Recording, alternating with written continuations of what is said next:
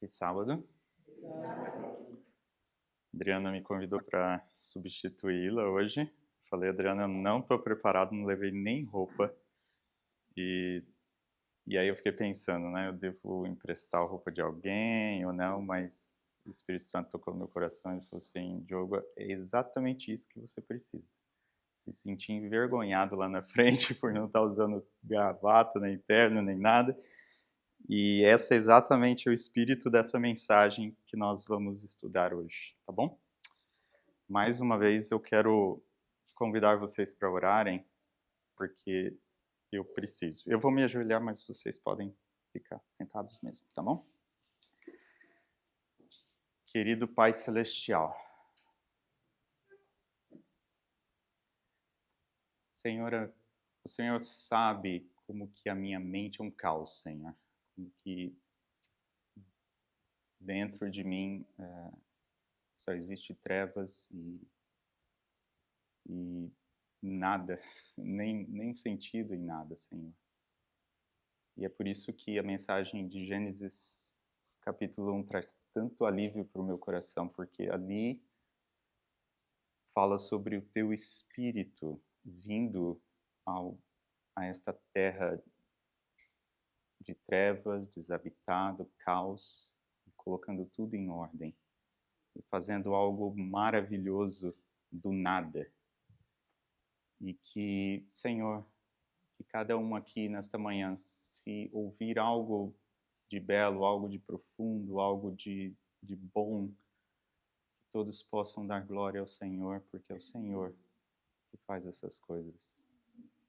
Nós não somos nada, Senhor. Que o Teu Espírito Santo possa honrar o nome sagrado e santo de Jesus Cristo, nosso Senhor. Que Ele seja levantado. Não mais uma cruz, apesar da cruz ser o poder de Deus, mas que Ele seja exaltado como Senhor da nossa vida. Nós oramos em nome dEle. Amém. Eu também não trouxe...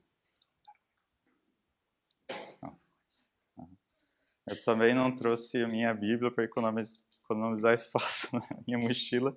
Então, alguém pode me emprestar uma Bíblia, por favor? Obrigado.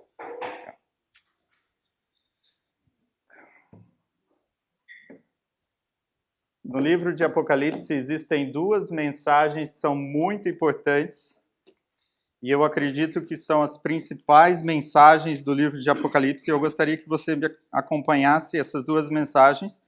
A primeira delas começando lá no capítulo 14.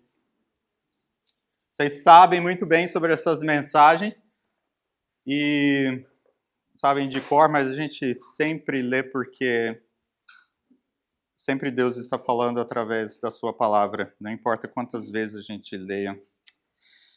No verso 6, começa dizendo, o livro de Apocalipse, capítulo 14, verso 6. Vi outro anjo voando pelo meio do céu, tendo um evangelho eterno para pregar aos que se assentam sobre a terra, e a cada nação, e tribo, língua e povo, dizendo em grande voz. Primeiro lugar aqui, a gente vê que a mensagem é direcionada para quem?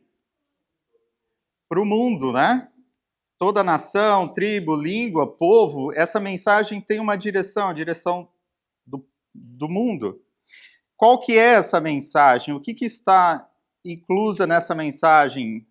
O anjo continua dizendo, temei a Deus e dai-lhe glória, pois é chegada a hora do seu juízo, e adorai aquele que fez o céu e a terra, o mar e as fontes das águas.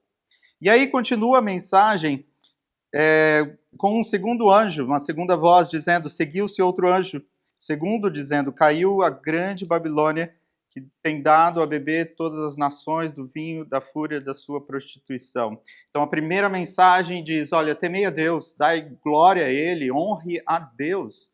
Segunda mensagem, olha, tá vendo esse sistema que vocês estão vendo no mundo? Esse sistema chamado Babilônia, esse sistema está caindo, caiu já. E aí segue-se um outro anjo, o terceiro, dizendo assim, em grande voz, se alguém adora a besta, a sua imagem, e recebe uma marca na fronte ou sobre a mão, também esse beberá do vinho da cólera de Deus, preparado sem mistura, do cálice da sua ira, e será atormentado com fogo e enxofre diante dos santos anjos e na presença do Cordeiro.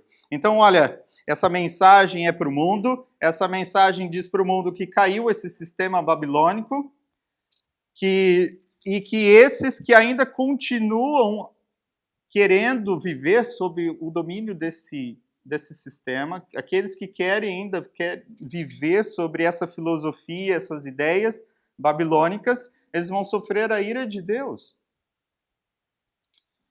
Para quem que é essa mensagem?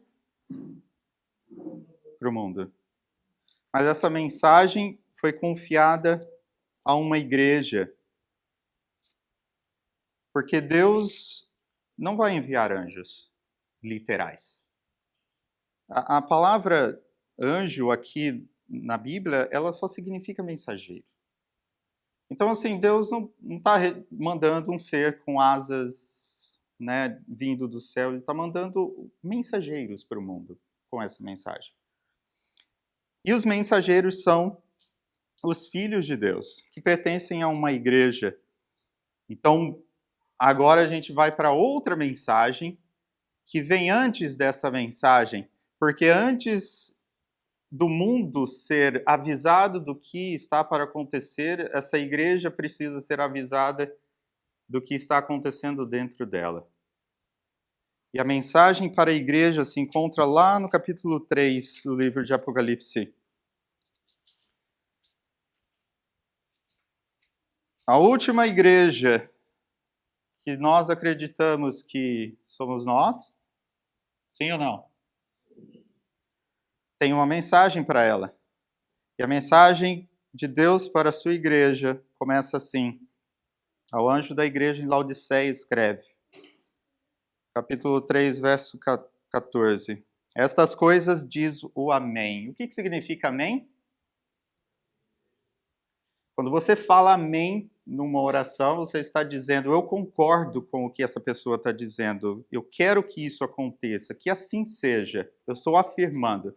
Então, esse termo que Jesus usa para se classificar, para se dar como característica, é assim, olha, é alguém que está falando aqui que ele falou, pode contar, ele tem autoridade. A testemunha fiel e verdadeira, o princípio da criação de Deus. E aí Jesus diz assim para nós, conheço as tuas obras, que nem és frio nem quente. Quem Jesus está falando aqui? Da sua igreja. Somos nós. E ele já começa dizendo assim, olha, eu tenho autoridade. Por que vocês precisam entender que eu tenho autoridade, que eu sou fiel e verdadeiro? Porque a mensagem que eu tenho para dar para vocês não é nada boa e não é nada leve. E você vai ter a tendência, como todo ser humano tem, desde lá Adão e Eva, que falaram assim, ó, não fui eu que pequei. Foi a mulher. Ó, não fui eu não, foi a serpente. A tendência natural de nós, seres humanos, é fazermos isso. Então, entenda quem é que está falando primeiro de tudo. E agora ele está dizendo assim, olha, eu conheço as suas obras. Eu conheço você. Viu, Celinha? Eu conheço você. Eu conheço.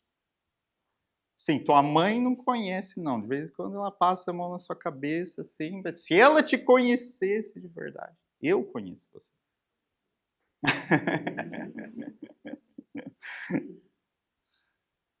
Deus está falando assim, Diogo, o pessoal acha que você é muito bonzinho, maravilhoso, está pregando, bastante conhecimento, mas eu conheço você, eu conheço. Eu conheço quem é você. Olha, cada detalhe. E eu sei que sabe, isso faz muitas vezes a gente tremer. Eu sei que isso faz a gente, sabe, querer se esquivar desse diagnóstico de Deus em relação a nós. Eu sei que não é fácil. Principalmente, eu não sei você, né, mas desde criança, quando muitas vezes eu era corrigido na violência, ou era corrigido, né, por professores que nos humilhavam lá, coleguinhas de classe que quando a gente falava alguma coisa meio fora, ih, que burro. Eu sei que esse tipo de correção foram os tipos de correção que a gente viveu crescendo nesse mundo, né? Mas não é o tipo de correção que Cristo nos corrige. Conheço as tuas obras, que nem és frio nem quente, quem deras fosse frio ou quente, assim porque és morno e nem és quente nem frio, estou a ponto de vomitar-te da minha boca. Que terrível. Você que nós mais amamos, né? Está com ânsia de nós. O que é algo morno? Quais são as características que existem em uma substância líquida, água nesse caso, morna? Existem características frias que se misturaram com características quentes. E o que Jesus está querendo dizer aqui?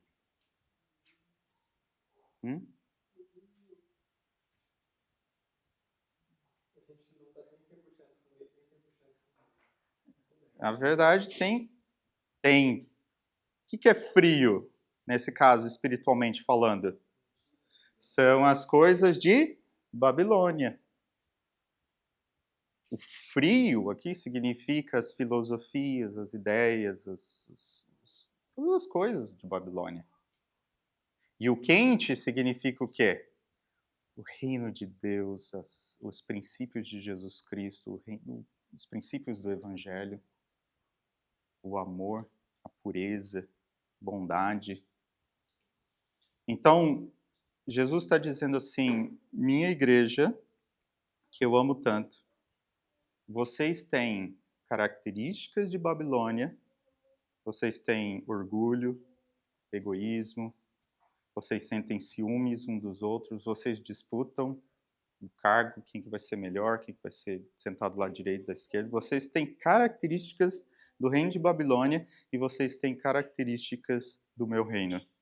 E isso está me causando náusea, porque como que vocês vão falar para o mundo que a Babilônia caiu? Se vocês mesmo, eles olham para a sua vida. Diogo, as pessoas olham para a sua vida e certos momentos você está pregando a Cristo, vivendo a Cristo, agindo como Cristo, e em outros momentos eles olham e você está agindo como o mundo, vivendo com princípios de Lúcifer, de Satanás. Como que você vai pregar uma mensagem como essa? Então, a mensagem à igreja de Laodiceia vem antes da mensagem para o mundo e precisa fazer uma reforma na minha e na sua vida, porque senão não tem como pregar para o mundo. Sábado passado eu estava pregando numa igreja lá em Campo Grande, uma igreja que alguns anos atrás tinha mais de 100 membros. E eu estava pregando para umas 20 pessoas e todo o meu lado direito aqui de bancos completamente vazios, nenhuma pessoa. E muitas vezes, sabe, a gente pergunta assim, vamos orar para Deus mandar pessoas para a igreja.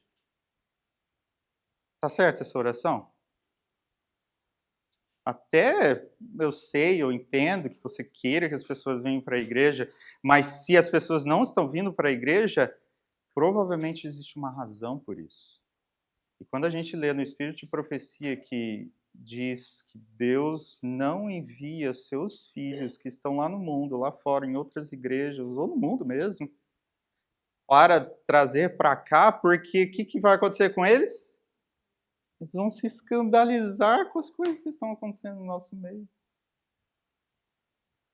Eu saio do mundo porque o meu casamento tá uma desgraça, é só briga, é só confusão, é só, sabe, meu marido não me respeita, minha esposa não me respeita, meu marido não me ama, minha esposa não me ama, é filho, é isso e aquilo, eu não consigo me dominar, eu não consigo ter prazer e alegria na vida porque eu sou dominado pelo vício, por isso, por aquilo. Aí eu venho para a igreja esperando isso e eu encontro lá pessoas pregando e ao mesmo tempo vivendo, de vez em quando tomando uns golinhos do vinho de Babilônia. E aí, o que vai acontecer na mente dessas pessoas? O que essas pessoas que se dizem o remanescente, né? O que eles conseguiram fazer? Eles conseguiram virar exímios atores. Hipócritas estão dizendo para nós assim, ó, sai do mundo aí, seu beberrão. Seu isso, isso e aquilo. Mas, ao mesmo tempo, eles estão... É que nem quando, na minha igreja, quando eu era jovem, né? Os irmãos falavam assim, ó, vocês não podem ir no cinema, não. Aí a gente falava assim, mas naquela época, né?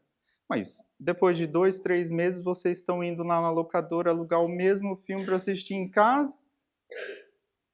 Mas vocês estão falando pra gente parar de ir no cinema? Ah, não tá meio coerente essa história. Ah, não, mas no cinema é um local, não sei o quê, blá, blá, blá, blá, blá. Incoerência. Jesus está dizendo assim, isso está me causando ânsia, por quê? Porque vocês não realmente entendem o Evangelho. O Evangelho não é para corrigir certos tipos de comportamentos. O Evangelho é para transformar o coração. Eu gosto de visitar meu pai sempre quando eu passo por ali. Não sei se vocês já passaram ali pelo interior de São Paulo, ali, por sobre o rio Tietê. Já tiveram essa experiência de passar em cima do rio Tietê, aqui pertinho já do rio Paraná, aqui pertinho de Mato Grosso do Sul? Que coisa maravilhosa. E você fica pensando assim, é o mesmo rio que passa lá em São Paulo, que é um esgoto nojento, fedido, sem vida? É o mesmo rio. Mas o que aconteceu com ele? Ele foi completamente transformado. E todas as vezes eu falo, Senhor, faz isso na minha vida. Faz isso na minha vida. Não aguento mais ser impuro. E Deus fala assim, olha, se você quiser que eu faça isso na sua vida, Diogo, você precisa deixar eu fazer o mesmo que os seres humanos fizeram com o rio Tietê. Para de poluir o rio. Para de jogar sujeira dentro da sua mente. Para de se ligar às coisas de Babilônia. Você já não entendeu, Diogo, que não existe prazer e felicidade em Babilônia? Não existe isso. A irmã White, escrevendo para o filho dela, com 18 anos, fazendo aniversário, ela fala uma coisa que, olha, me marcou bastante. Ela diz assim, filho, as coisas de Deus, elas vão te dar um prazer. E quando você praticar as coisas de Deus, você vai receber esse prazer, essa alegria. E esse prazer e essa alegria vai transformar o seu coração para que da próxima vez você tenha capacidade de sentir mais prazer ainda. Que coisa fantástica. Coisa linda, né? Porque no mundo eu aprendi que quando eu uso uma droga, quando eu faço alguma coisa, quando eu como alguma coisa, eu vou ter muito prazer. Mas da próxima vez, o que vai acontecer? A minha capacidade de sentir prazer vai ser maior ou menor? É por isso que eu tenho que usar mais droga, por isso que eu tenho que comer mais. Vocês já imaginaram isso? Pensa comigo um pouco. Se isso é verdade, o que Ellen White fala, e eu acredito que ela tem bastante autoridade para falar isso, porque ela tinha um relacionamento com Deus bem íntimo, né? Você imagina o que vai ser a nossa capacidade de sentir prazer quando você tiver 10 milhões de anos? Já pensou?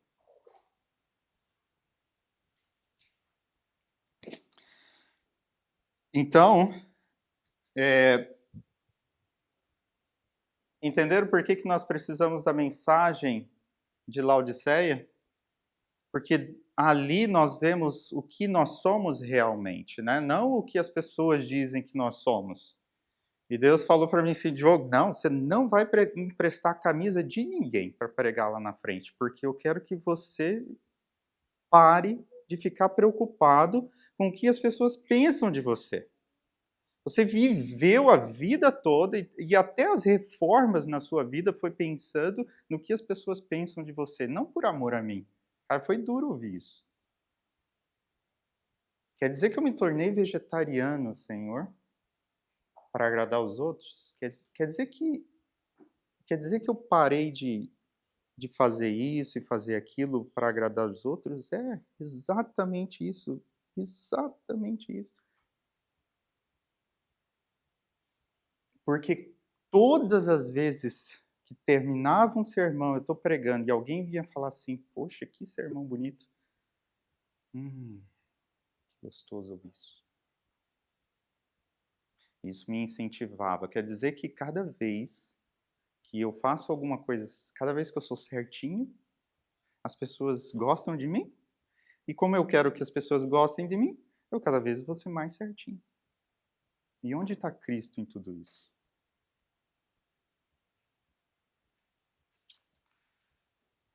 Não é fácil, não. A vida cristã não é fácil. Você achava que era difícil se tornar vegetariano, você achava, quando eu me tornar vegetariano, eu vou ser um grande cristão, né?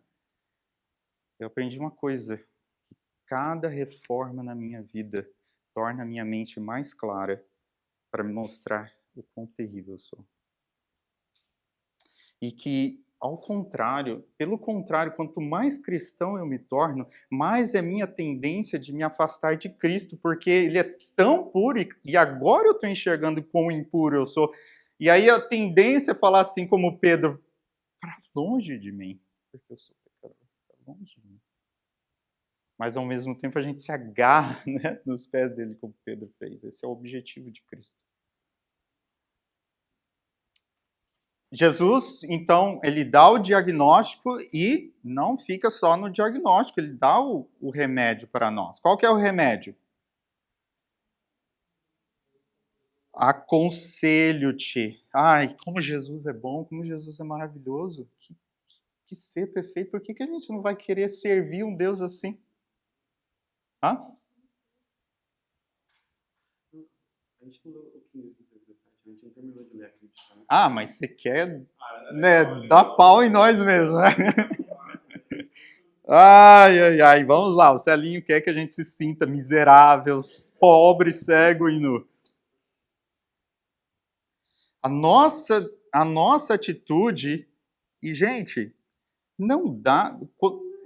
Jesus falou para mim assim, Diogo, o que é mais fácil? Uma pessoa que está lá no mundo, está bebendo, está fumando, está nas drogas, tem relações sexuais com todo mundo e puro. Quem é mais fácil falar assim, eu sou rico e não tenho falta de nada? Quem que é mais fácil? Uma pessoa assim ou vegetariano, que vive no campo, que fez reforma de vestuário, que não ouve mais música? Quem que é mais fácil dizer assim, rico sou e não tenho falta mais de nada? Falei, Senhor, é mais fácil eu falar isso. E quando eu olho para a experiência de Jesus, né?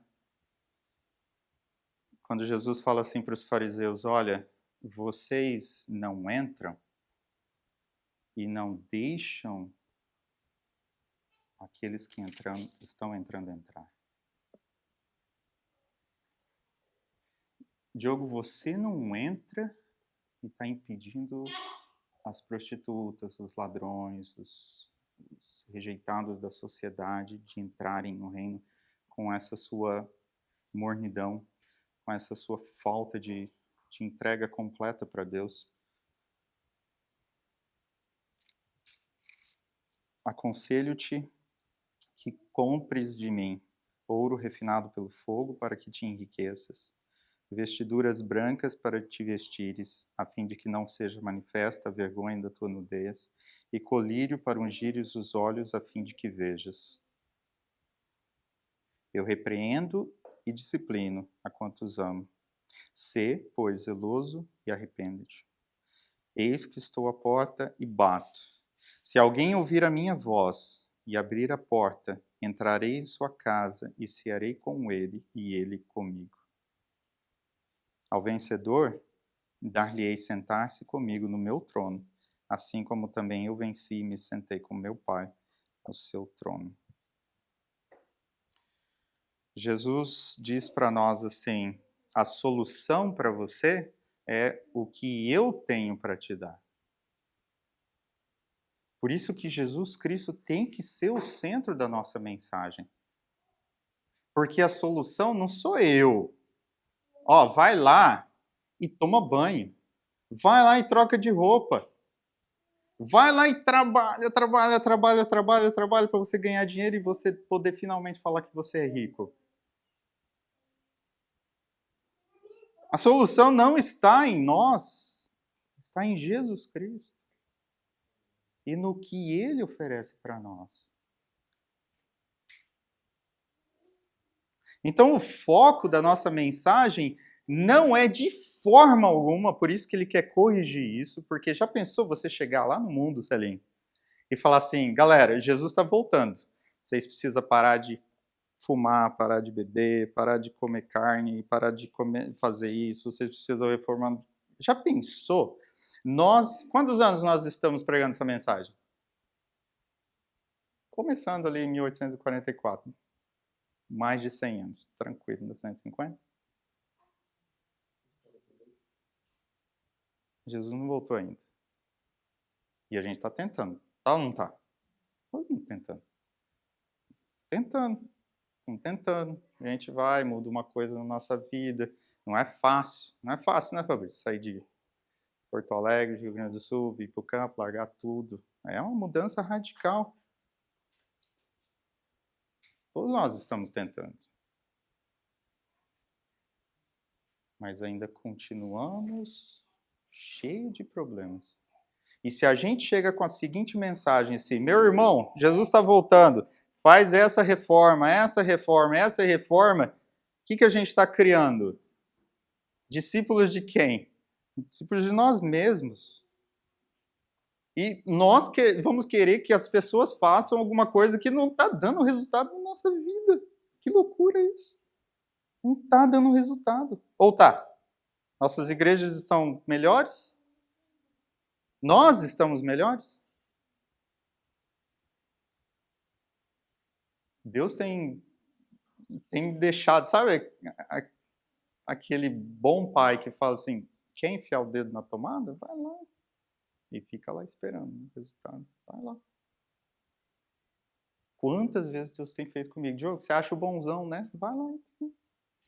E aí cai, quebra a cara no chão, e aí volta chorando para Deus, Senhor, eu não acredito que eu caí nisso de novo. Tanto tempo já que eu tinha abandonado esse vício, eu tinha abandonado isso. O que ele faz comigo, pelo menos, né? Você não consegue sozinho. Não aprendeu ainda? E aí tem certas histórias na Bíblia que me ajudam muito, né? A história de Maria Madalena é uma das que eu mais gosto.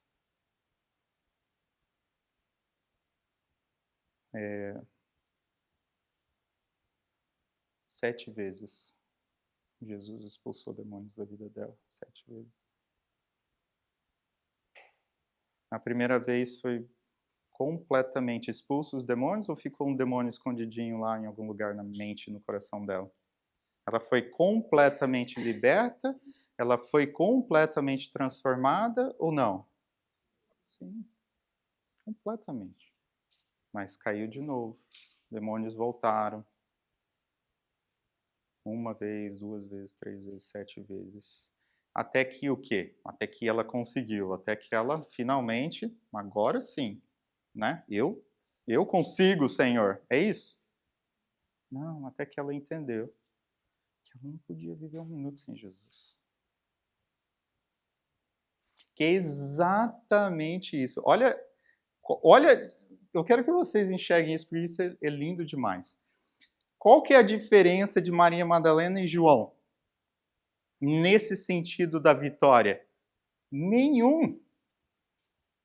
Vocês sabiam que Jesus, é muito legal isso, lendo no Deserto da Tentação, Ellen White fala assim que Jesus teve que expulsar João de lá, porque ele encontrou Jesus no deserto. Jesus sai do batismo, vai para o deserto para ser tentado e João encontra ele lá. Jesus tem que falar assim, vai embora daqui, é um negócio que só eu e Deus, eu tenho que estar sozinho. Porque o cara não saía do pé de Cristo. Não saía de perto de Cristo. E Maria Madalena aprendeu isso. Para eu vencer os meus hábitos, as minhas tendências, esse coração maldito, para eu conseguir viver uma vida pura, eu preciso estar constantemente em submissão a Jesus Cristo. Esse é o segredo da vitória. Não é eu me tornar forte e poderoso. Pelo contrário, você se tornar forte e poderoso é mais perigoso do que qualquer outra coisa. Porque a tendência do coração humano é se tornar independente. E nós vamos ver isso nessa história que eu acho fantástica, que é outra história que me ajuda bastante. Gostaria que vocês acompanhassem lá no livro de 1 Samuel. Nós vamos começar lendo no capítulo 8 a história do primeiro rei de Israel, Saul. Nós vamos ver coisas aqui bem interessantes que vão nos ajudar a entender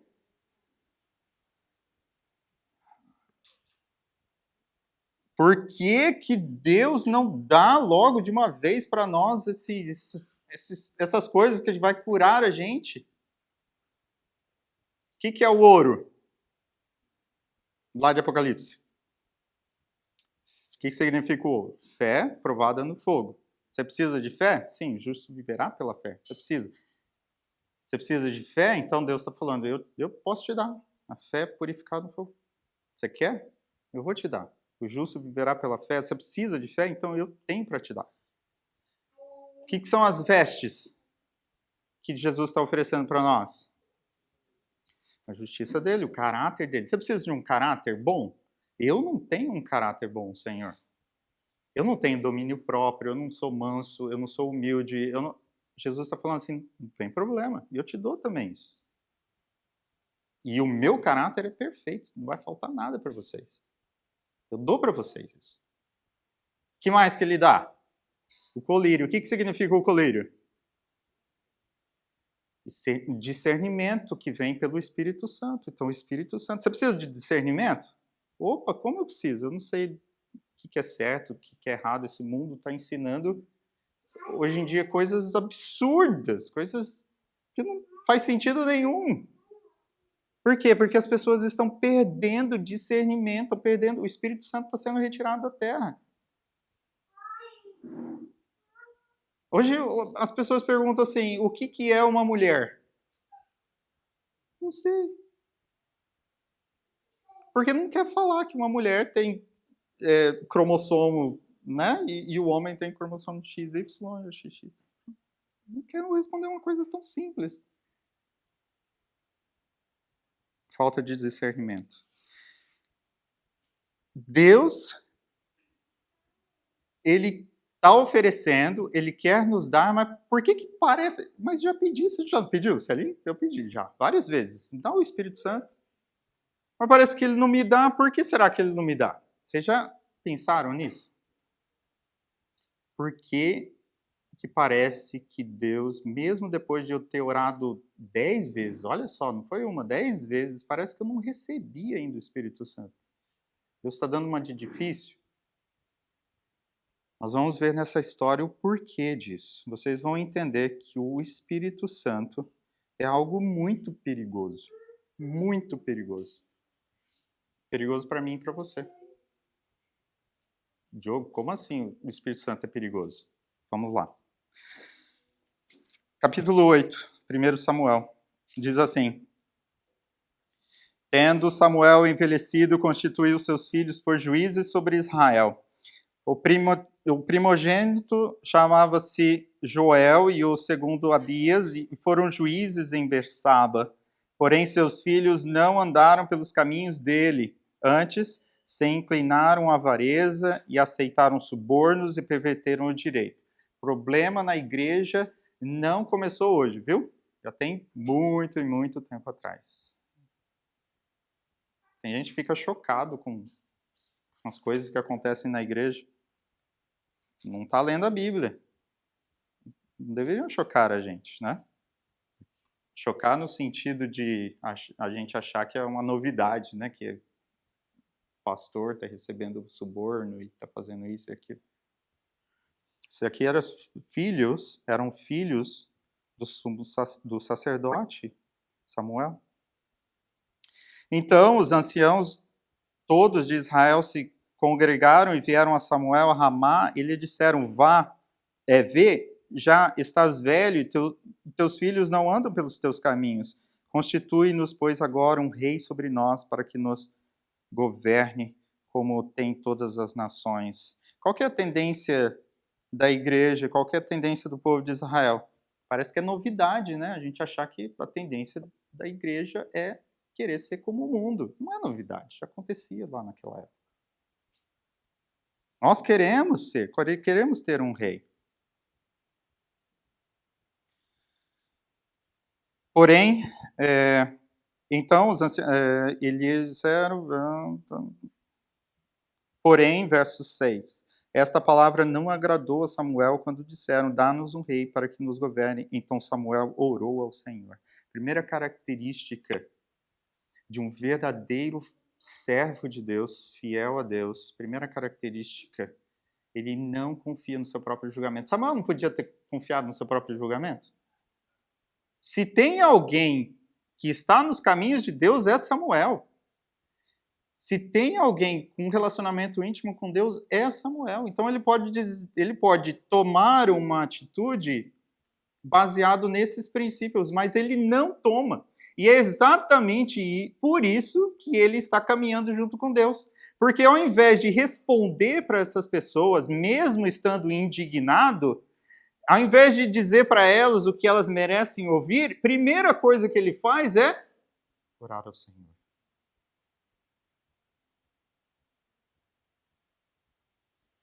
Vocês estão começando a perceber aqui que o problema de Laodiceia é que eu consigo resolver. Se a gente fizer esse programa na igreja, a gente vai atrair mais pessoas. Se a gente corrigir aqui, se a gente fizer isso, se a gente fizer aquilo, e são coisas boas.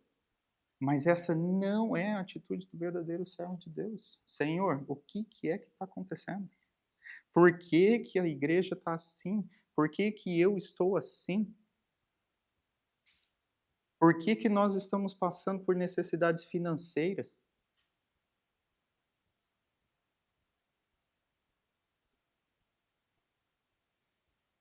É porque o mundo não quer ajudar a obra de Deus? É porque as pessoas são egoístas mesmo? Não, nem sempre. Pode ser, nem sempre. Mas se eu orar dizendo assim, se eu reunir, vamos orar agora para pedir ajuda financeira, vamos orar porque a gente precisa de recursos, vamos orar, eu já estou dizendo para Deus o que é a solução que precisa ser feita. Quando, se eu realmente for humilde, vou dizer assim: Senhor, de joelhos, o que é que está acontecendo? Será que nós não estamos sendo abençoados porque existe alguma coisa que precisa ser mudada na minha vida?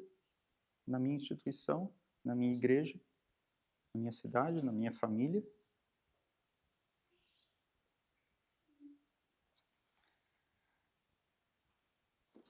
Então Samuel orou ao Senhor. Disse o Senhor a Samuel: atende a voz do povo em tudo quanto te diz, pois não te rejeitou a ti, mas a mim, para eu não reinar sobre ele.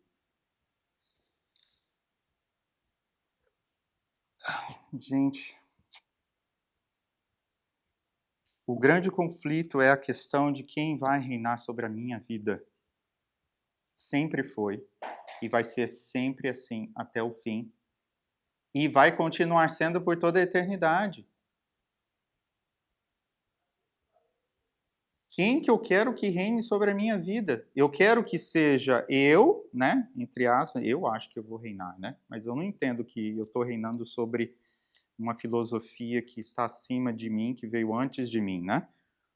Mas quem que eu quero que reine sobre a minha vida? Deus ou eu? Ou o mundo?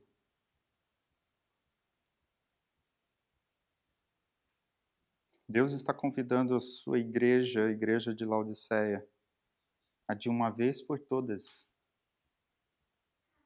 se alinhar com Ele e com o reinado dele e deixar que a autoridade dele seja a única autoridade sobre a vida da igreja.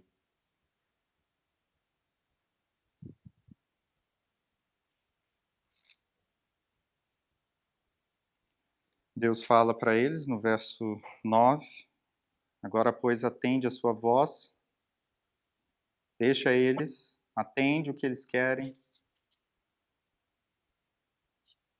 Que Deus maravilhoso, mesmo quando você quer uma coisa errada, Deus vai falar assim, muitas vezes, eu vou te dar. Não é o melhor para você, não é o que eu quero para você, mas é o que você quer.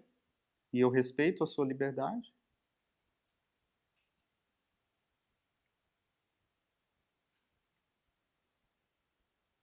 E aí Deus orienta Samuel a dizer para o povo, fala para eles o que vai acontecer quando eles tiverem um rei reinando sobre a vida deles. Essa história, assim, me faz lembrar a história do filho pródigo, né? Você acha que lá no mundo é melhor? Você acha que lá você vai ter realmente a liberdade?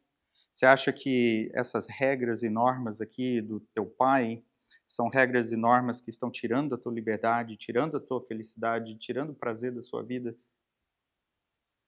Então vai para o mundo.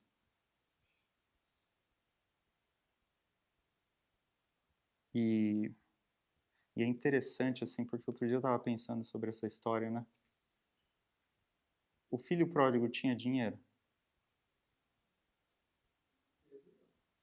Quem que deu dinheiro para ele? O que é dinheiro? Qual que é o outro nome que a Bíblia usa para dinheiro lá na Bíblia, né? Em outras parábolas também? Talento, né? Então, Deus dá dinheiro, Deus dá talentos para ele ir usar esses talentos, esse dinheiro com o quê?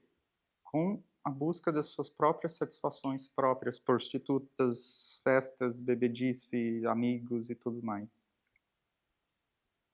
Não é exatamente isso que nós fazemos? Ah, Diogo, mas eu nunca gastei dinheiro com prostituta. Qual que é a diferença de gastar dinheiro com prostituta e gastar dinheiro com coisas que não são as coisas que realmente te satisfazem? Será que nós algum dia vamos entender de uma vez por todas que não tem diferença entre nós e um drogado lá nas ruas? É a mesma coisa. Só que ele está usando uma droga diferente. Só isso. E essa droga, por ser mais pesada, vai produzir resultados mais evidentes na vida dele, né? Ele vai ficar sujo, fedido, abandonado na rua. Mas é o mesmo princípio por detrás de você dizer assim, ah, Deus falou isso, mas eu acho que não tem nada a ver, eu vou fazer isso porque eu quero fazer isso, é isso que me satisfaz. É isso que me tira a angústia, é isso que me conforta quando eu estou sozinho, é isso que me alivia as minhas emoções, é o que me traz conforto. Não é o jeito de Deus nos confortar, nos aliviar, nos dar paz, mas é o meu jeito. Então o princípio é o mesmo.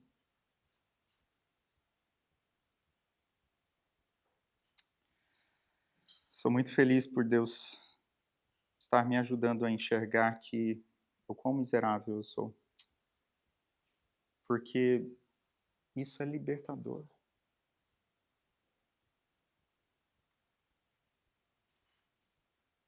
Porque quanto mais eu vejo quão defeituoso e quão impotente eu sou, mais eu anseio o que Ele tem para me dar como solução.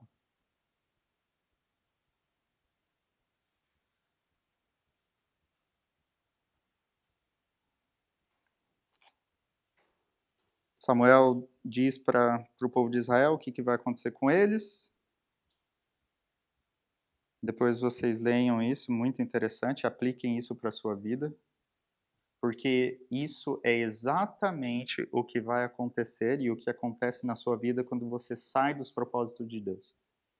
Você começa a ser um escravo do pecado, e esse Senhor que começa a reinar na sua vida, ele é implacável. Não está nem aí com a sua dor e seu sofrimento. Pelo contrário. O objetivo de Satanás na nossa vida é fazer com que a gente chegue a um ponto na nossa vida que a gente fala assim, não tem mais jeito. A única solução para mim é eu acabar com esse sofrimento, tirando a minha vida. Porque aí sim, aí acaba com o meu sofrimento tranquilo. Esse é o objetivo de Satanás com todos. E aí olha o que aconteceu. Capítulo 9 diz assim: havia um homem de Benjamim, cujo nome era Quis, filho de Abiel, filho de Zeror, filho de Becorate, filho de Afas, benjamita, homem de bens. Em outras traduções diz assim que homem muito rico. Aqui está descrevendo a família de Saul. A família de Saul era o quê? Muito rica. Não esqueça isso. Continua. Tinha ele um filho cujo nome era Saul, moço e tão belo. A família dele era rica e ele era o quê? Bonitão, gatão, lindo, maravilhoso. Sonho de toda israelita. Né? Segue dizendo que entre os filhos de Israel não havia outro mais belo do que ele. Tinha alguém para ele se comparar assim e falar assim, não, aquele cara é mais bonito do que eu vou baixar um pouco minha bola. Não tinha. O cara era o mais bonito de todos. Top das galáxias. Continua. Então, a família dele era rica e ele era o mais belo, mais lindo homem de Israel. Continua o verso. Desde os ombros... tinha ele um filho cujo nome era Saul, moço e tão belo que entre os filhos de Israel não havia outro mais belo do que ele, desde os ombros para cima, sobressaía a todo o povo. Em outras traduções diz assim que ele era mais alto do que todos os homens. Os outros homens batiam no máximo no ombro dele. Então não tinha ninguém que ele erguia a cabeça, né, para conversar. Ele sempre abaixava a cabeça para conversar com outra pessoa, com outro homem. Não tinha competição, entendeu? Por que será que Deus está dando essas características aqui? A gente vai ver por quê. Aí o que aconteceu? Extraviaram-se as jumentas de Quis, pai de Saul. Disse Quis a Saul, seu filho, toma agora contigo um dos moços, dispõe-te e vai procurar as jumentas. Então, atravessando a região montanhosa de Efraim, a terra de Salissa, deixa eu fazer um comentário rapidinho aqui. Saul era rico, bonito, alto e obediente. Porque o pai dele falou, vai lá buscar as ovelhas, e ele foi. Olha as características de Saul. Continuando. Toma agora contigo um dos moços, dispõe-te e vai procurar as jumentas. Então, atravessando a região montanhosa de Efraim e a terra de Salissa, fácil ou difícil subir montanha? Eles subiram as montanhas, atravessaram essa região montanhosa e não acharam as ovelhas. Pararam, cansado? Não, Saul falou assim, não, gente, não deu, não achamos, vamos voltar para casa e descansar? Foi isso que ele fez? Não, depois passaram a terra de Saalim, porém elas não estavam ali. Passaram ainda a terra de Benjamim, todavia não as acharam. não acharam as jumentas em lugar nenhum, atravessaram a região inteira. Então, Saul era rico, bonito, mais alto que todo mundo, obediente e que mais? Persistente, forte, determinado, fisicamente hábil.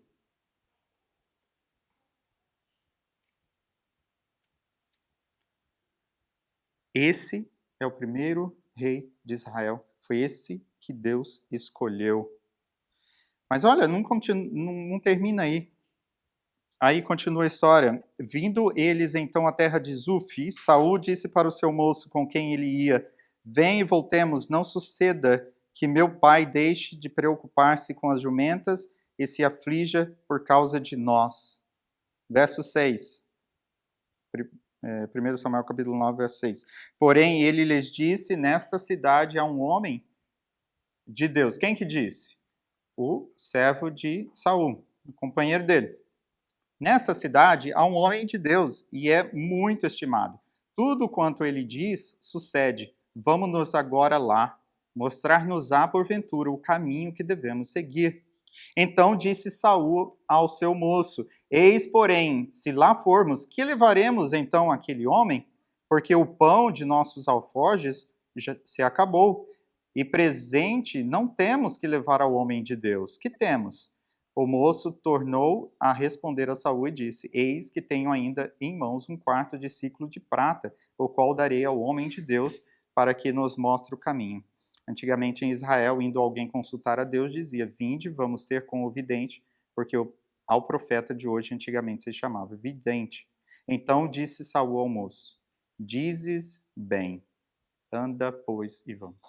Então Saul era rico, bonito, mais alto que todo mundo, obediente, determinado, forte e humilde. Era um servo, era um escravo. E ele fala assim, ele elogia o que esse servo está falando. Você está falando muito bem. Gente, Deus escolheu ou não o melhor para ser o rei de Israel? Olha o que acontece com ele. Verso 11. Subindo eles pela encosta da cidade, encontraram umas moças que saíam a tirar água e lhes perguntaram: Está aqui o vidente? Elas responderam: Está. Eis aí o tens diante de ti. Apressa-te, pois, porque hoje veio a cidade, porquanto o povo oferece hoje sacrifício no alto. Vamos pular aqui por causa do tempo, porque eu só quero finalizar com esse outro texto aqui. Saul entra em contato com Samuel, né? E verso 22. Samuel, tomando a Saul e ao seu moço, levou-os à sala de jantar e lhes deu lugar de honra entre os convidados, que eram cerca de 30 pessoas. Aqui, depois vocês continuem estudando em casa, aqui começa os problemas de quando você é chamado por Deus e quando Deus começa a te abençoar. Porque qual que é o nosso problema? O problema de todos nós. Quando nós fomos infectados com o problema do pecado, nós nos tornamos orgulhosos. Independentes. Nós queremos ser independentes. Nós não queremos ninguém mandando na nossa vida. Então, Deus ele tem que lidar com esse problema. Mas olha o conflito de Deus. Se eu entrego o Espírito Santo para vocês, que é o que nós vamos ver que aconteceu com Saul aqui, se eu entrego o Espírito Santo para vocês, se eu chamo vocês para fazer uma obra honrosa, o que vai acontecer? Exatamente isso que começou a acontecer com Saul aqui. Saul, senta aqui. Senta aqui no melhor lugar. Aí vem o servo de Samuel e fala assim, olha, aqui está preparado o prato especial para você. O que isso faz com a nossa natureza carnal? Ajuda ou não? tendência natural do ser humano é se exaltar. Estão vendo que o problema de Deus é que quando ele quer nos dar o Espírito Santo, mas quando ele nos dá o Espírito Santo, esse Espírito Santo começa a fazer coisas através de nós que as pessoas olham e começam a dizer, porque elas têm esse conceito correto? Claro que não. Elas vão olhar você e vão falar assim: caramba, hein? Aquilo que você falou lá, que maravilha. Aquele sermão lá, que coisa poderosa, hein? Aquele hino que você cantou, que coisa maravilhosa. E quem que está usando? O Espírito Santo. Quem que está fazendo? O Espírito Santo. Mas a honra é dada para o ser humano. E a tendência do ser humano é pegar aquela honra para si. E Saul, ele não começou de uma vez por todas assim se exaltando. Olha que coisa fantástica. Olha o que acontece. Capítulo 10. Tomou Samuel um vaso de azeite e lhe derramou sobre a cabeça e o beijou. E disse: não te ungiu porventura o Senhor por príncipe sobre a sua herança, o povo de Israel? Ou seja, agora ele é colocado sobre uma posição de autoridade sobre todo mundo. Então ele tem uma autoridade. Na cabeça de alguém que não está completamente, não entende completamente quem ele verdadeiramente é, isso é perigoso ou não? Muito perigoso. Você dá autoridade para alguém que não tem maturidade, muito perigoso. Quando te apartares hoje de mim, acharás 2 homens junto ao sepulcro de Raquel. Aqui Samuel começa a descrever várias coisas. Por que Samuel começa a descrever todas essas coisas? Porque Samuel quer fortalecer a fé de Saul. Saul está começando o reinado dele. Então Samuel vai falar assim, vai acontecer isso, vai acontecer isso, vai acontecer isso, vai acontecer isso. Por quê? Porque ele está querendo dizer para Saul assim, Saul, o que mais você precisa no seu reinado é fé, é acreditar, é não duvidar, é confiar em quem está te chamando, porque você vai ser desafiado, você vai ter conflitos, você vai ter problemas, e você só vai passar por esses problemas quando você tiver fé. Então eu vou falar tudo o que vai acontecer aqui. E aconteceu exatamente tudo como o profeta falou para ele. Sucedeu, pois, no verso 9, que virando-se ele para despedir-se de Samuel, Deus lhe mudou o coração. Gente, olha que coisa maravilhosa. Você não busca, eu tenho certeza que busca uma mudança de vida, uma mudança de coração? Quem que vai fazer isso na sua vida? O mesmo Deus que fez na vida de Saul. Deus mudou o coração de Saul. Deus começou a mudar o coração de Saul. Olha o verso 10. Chegando eles a Gibeá, eis que um grupo de profetas lhe saiu ao encontro. O Espírito de Deus se apossou de Saul e ele profetizou no meio deles. O Espírito de Deus. E ele começa a profetizar. Olha o verso 11, olha o resultado disso. Todos os que dantes o conheciam, vendo que ele profetizava com os profetas, diziam uns aos outros: que é isso que sucedeu ao filho de Quis? Está também Saul entre os profetas? Você entende que Deus começa a fazer essa transformação na vida dele, e o resultado dessa transformação é algo maravilhoso, sobrenatural, mas as pessoas não vão ter a sabedoria de falar para você assim: Deus está fazendo isso na sua vida. Você é obediente porque Deus está fazendo você obediente. Você conseguiu vencer um vício na sua vida porque Deus fez isso por você. Confia nele. Não, as tendências das pessoas falam assim: parabéns, você venceu. Você é bonzinho, você é maravilhoso.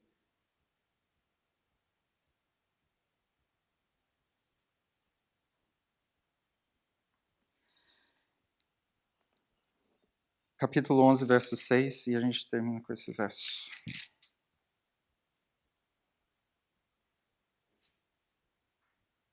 E o Espírito de Deus se apossou de Saul, quando ouviu estas palavras. Ah, não é esse verso que eu quero. Desculpa.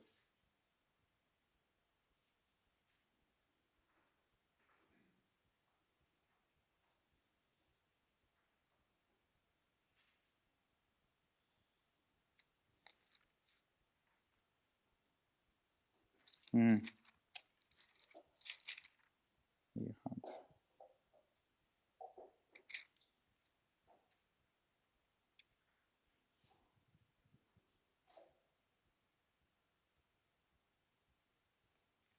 Uhum.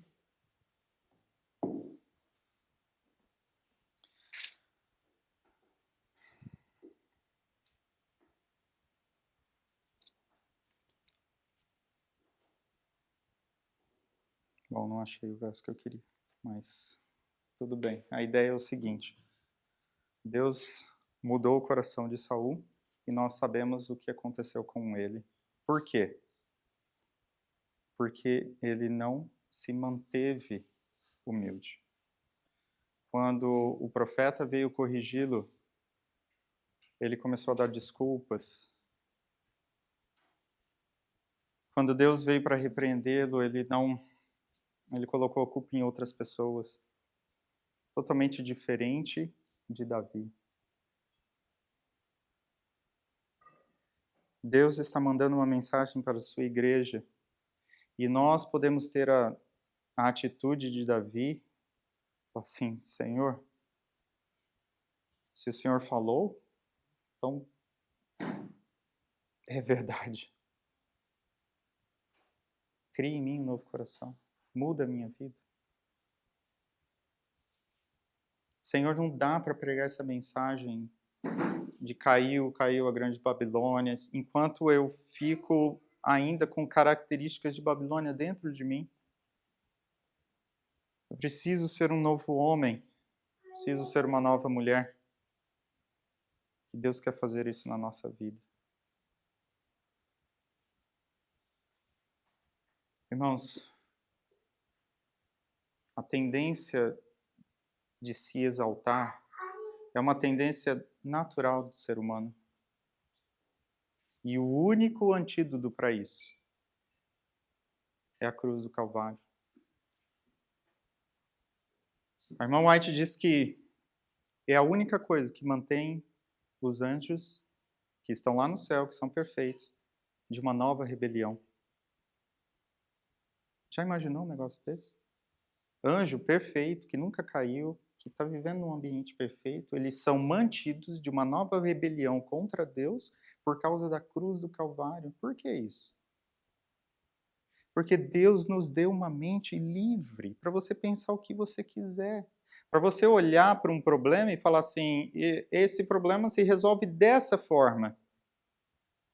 Você tem o direito de pensar assim. Deus te fez para pensar assim. Mas quando Deus fala assim, não, o problema não é resolvido dessa forma, é resolvido dessa outra forma, a tendência natural de uma criatura pensante, livre, é começar a argumentar. E foi isso que aconteceu com Lúcifer. No princípio, não tinha problema nenhum em Lúcifer questionar por que Jesus ele pode ser adorado e eu não. Por que eu não posso ter um trono? Por que eu não posso participar do concílio que está decidindo se vai criar o ser humano ou não? Por que eu não posso? Tinha algum problema dele questionar isso? Não, ele é livre, ele foi criado livre. O problema é quando você alimenta essas características e elas começam a tornar ciúme, inveja, orgulho e vai crescendo até que se torne rebelião contra aquele ser que te ama e que te criou e que deu todas as coisas para você. A cruz, ela nos ajuda a entender quem é esse Deus. Todas as vezes depois da cruz que surgia no coração dos discípulos aquela vontade, sabe, de se exaltar um pouquinho, de achar que é um pouquinho melhor, de que disso e daquilo, A imagem de Cristo morrendo na cruz estava fixa na mente deles. E essa imagem tornava essa atitude, esse pensamento de se auto-exaltar, repugnante para eles. A imagem de Jesus Cristo se abaixando para lavar o pé deles, enquanto ninguém ali quis lavar, quis fazer esse serviço. Essa imagem destruía qualquer início, princípio de exaltação própria. E é a cruz do Calvário que vai destruir na igreja de Laodiceia qualquer desejo por exaltação própria. É por isso que nós somos orientados a meditarmos pelo menos 1 hora por dia na cruz do Calvário. Porque quando você sentir, começar aqueles sentimentos de inveja, porque o seu irmãozinho prega melhor do que você, porque o fulaninho faz isso melhor do que você, porque quando você olha para a cruz, você se vê quão miserável você é. E aí você vai se colocar no seu lugar, que foi o lugar que Deus te colocou ali. E que tem as suas características maravilhosas. Que é o lugar que Deus vai te honrar ali. Não fica olhando mais para um lado nem para o outro, mas, Senhor, me ajuda a fazer a minha obra, o meu papel. Quero convidar você hoje a fazer da cruz do Calvário seu motivo de meditação. Para que Deus possa destruir aquilo que está impedindo a igreja de Laodiceia de receber a cura, para que possa viver a mensagem de forma pura, a fim de pregar essa mensagem de forma eficiente no mundo.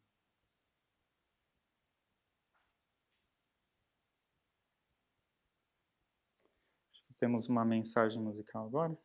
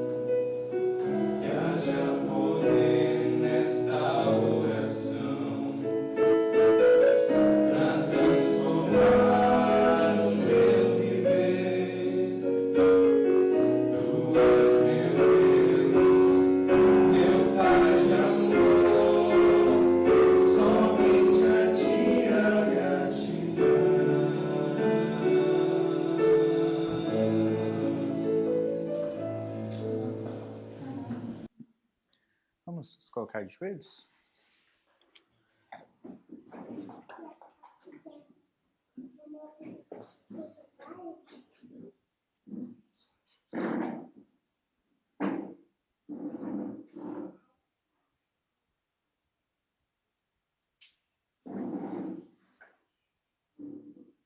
Querido Pai Celestial, obrigado por Jesus Cristo, o teu Filho amado que mostrou claramente o caminho para nós. Nós precisamos ficar de joelhos, nós precisamos orar muito. Não é porque o Senhor é difícil ou está se fazendo de difícil, mas é que essa posição nos coloca de uma forma que o Senhor pode atuar na nossa vida.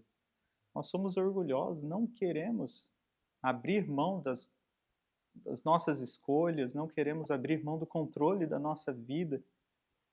E quando nós nos ajoelhamos, isso produz em nós o espírito que é necessário para a submissão, para a rendição da nossa vida para o Senhor, que é o único que pode resolver os nossos problemas.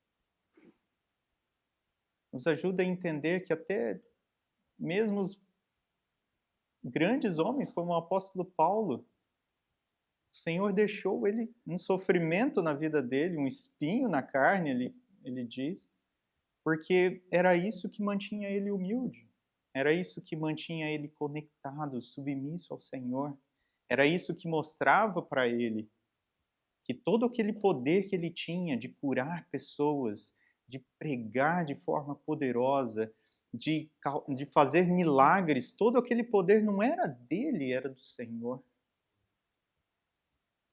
E muitas vezes nós reclamamos, Senhor, de uma dificuldade que nós temos, de um problema de saúde ou de alguma coisa na nossa vida que queremos que o Senhor nos liberte.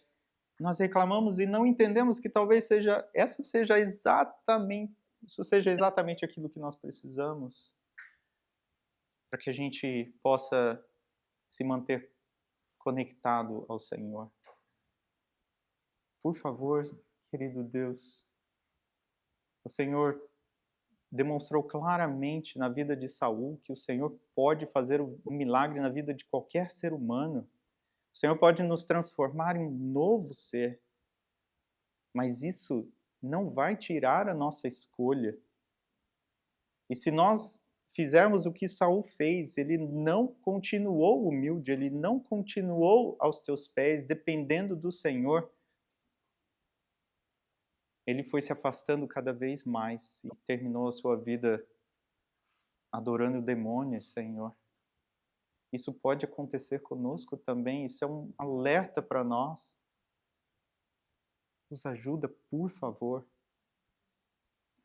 a entendermos que o Senhor põe pessoas na nossa vida para nos ajudar a sermos humildes.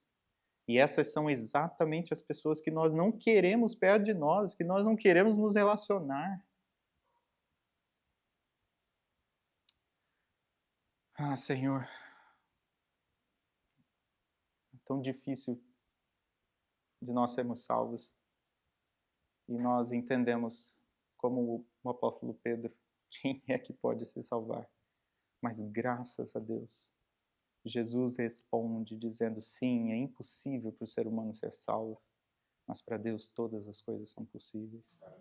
E confiando no seu poder, confiando na tua graça transformadora, nós oramos, Senhor Jesus, termina essa obra que o Senhor começou em nós.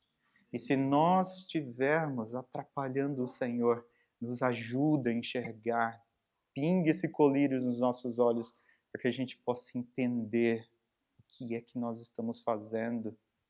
Não nos deixa ficar cegos, Senhor. Por favor, nós queremos viver com o Senhor por toda a eternidade. E o Senhor pagou o preço para que isso seja realidade. E não queremos dar as costas para a cruz. Nós queremos aceitar a tua salvação, aceitar este presente maravilhoso, para que nós estejamos todos juntos por toda a eternidade, por causa da tua graça, por causa do teu amor. E por toda a eternidade, exaltando o Senhor como aquele que venceu por nós e através de nós. Em teu nome, Senhor Jesus, nós oramos. Amém. Você gostou desse conteúdo?